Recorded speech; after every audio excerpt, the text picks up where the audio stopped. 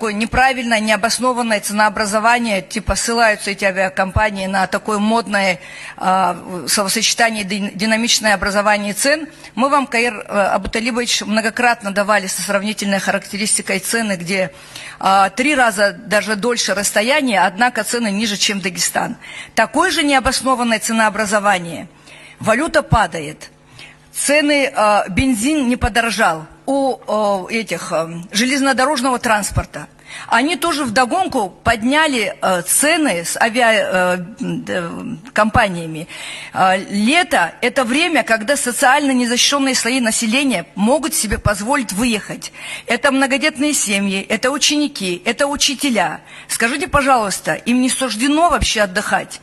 Ни железной дорогой, также наши автобусы, которые выезжают, одновременно поднимают цены. Здесь, конечно же, справедливо отмечают, это убивает вообще наш инвестиционный потенциал, наш, буквально все, что можно убить, и отдых и детей, и так далее. С этим, конечно, однозначно надо радикально разобраться и что-то вместе, совместно. Я понимаю, что вы, поддерживая вас, то, что вы говорите, что многие законы не позволяют, но законы пишутся людьми. И давайте что-то с этим сделаем. Спасибо. Спасибо за вопросы. Но вы знаете, я объясняюсь вам, чувствую себя виноватым за все, что происходит с ценами. Да, и в какой-то степени мои объяснения подводят к тому, что я как будто хочу оправдать тех, кто занимается повышением цен. К сожалению, это далеко не так. Мы в свое время предлагали, и это предложение не было поддержано, что хотя бы вот те самые, или 15, там по разным спискам есть разные продукты, так сказать, на которые есть первый спрос.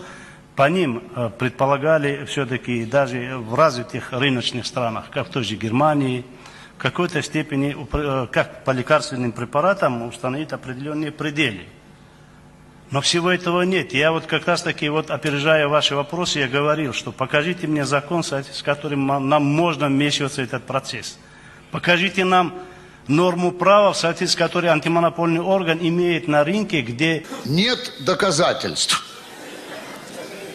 То есть знаем, кто, где, когда, имеем отпечатки пальцев, съемки скрытой камерой, показания свидетелей. Доказать ничего не можем. Знаем, куда ведут нити.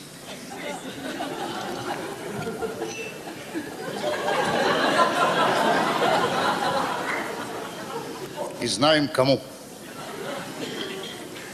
По именам.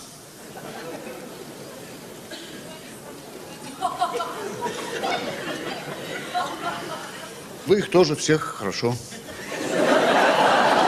знаете.